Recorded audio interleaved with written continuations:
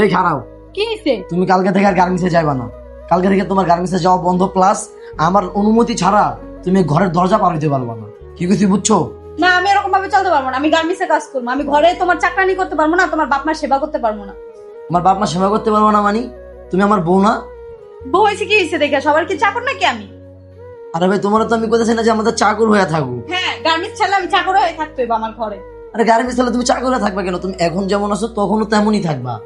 এটা এখন কইতাছো, কিন্তু না, ঘরে যখন থাকবো তখন কি এবার কি লেগে বসে আসছো, এটা করো সেটা করো, তোমার কাপড় চুপড় দাও, রান্না করো, আমার পা হাত টিপা দাও, এটা করো সেটা করো, আরে ভাই, অনেক কিছু, বুঝছো? আর 10টা মেয়ে ঘরে যেভাবে থাকে তুমিও ওইভাবেই থাকবা। না, আমি ওইভাবে থাকতে পারবো না। আমি কাজ করবো, আমার নিজের টাকা দিয়ে আমি নিজে চলবো, কারো টাকা দিয়ে আমি চলতে চাই না। দেখো, আমি তোমার স্বামী, তোমার যদি টাকা লাগে পয়সা লাগে এগুলো তুমি আমারে বলতে পারো, আমি অবশ্যই তোমার টাকা দিব, কিন্তু গার্মেন্টস তোমার ছাইড়া দিতে হইব।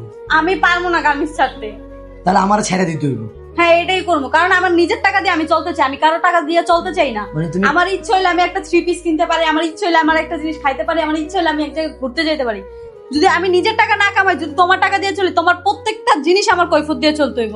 আমি আরে ভাই, কৈফত তুমি দিয়ে যখন চলতে আমার পারবো থেকে না। টাকা চাও আমি কি তোমার দিই না নাকি? এরকম কিছু দিয়ে আমার তো চাইছো কিন্তু পাও নাই। না, আমি এরকম চাইতে পারবো না। আমার নিজের টাকা দিয়ে আমি স্বাধীনভাবে চলতে চাই। মানে তুমি কি চাও, যে স্বাধীনতা কারো থেকে হ্যাঁ। চাইবা না, নিজে আর কামাইবা, এই যে নিজে খরচ এখন করবা? ঘরে ঢুকতে না ঢুকতে, আমি ভাত খাইতে ঢুকছি, ঘরে না ঢুকতে না ঢুকতে যে তুমি যেই পরিমাণ চাপটা দিছো, তোমার এই মানে গালাগালি কক, তোমার ঝগড়া কো, এইসব আমার কিচ্ছু ভালো লাগে না। এজন্য আমি ঘরে থাকতে পারবো না।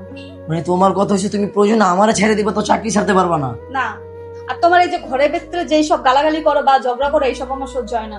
এজন্য আমার গার্মেন্টসে থাকতে ভালো মানে লাগে। আমি তোমার ঘরে হুকুম দেই, তোমার দিয়ে আমি কাপড় ধোয়াই, ঘর ঝাড়ু দেওয়াই, রান্দাই বাড়াই, এই জন্য তুমি চাকরি করো যাতে তোমার স্বাধীনতা পাতে তুমি চলতে পারো। হ্যাঁ। আমার কথা তোমার শুনতে না হয়। হ্যাঁ, তা তুমি যে গার্মেন্টসে যাও, তোমার যে সুপারভাইজার, হ্যাঁ তোমার গালি দেয় না কাজ খারাপ ভাবে করলে?